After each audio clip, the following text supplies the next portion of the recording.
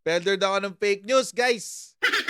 Tapos ang kinukwento ko lang daw sa inyo kung ano yung gusto ipakanta sa akin na nagbayad ng barya. Kaya nga daw jukebox. Tapos biglang maglalabas ang mainstream ng ganitong balita.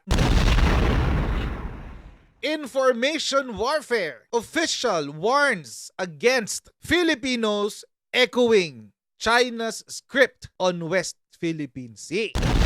Ay! Sabi kasi ng balita, an official of the National Security Council warned, nagbabala sa mga Pilipino na nag-e-echo o inuulit-ulit ang side ng China sa patuloy na territorial dispute sa West Philippine Sea. According to NSC Assistant Director General Jonathan Malaya, they have been monitoring, quote-unquote, monitoring some influencers and groups. Sabi ni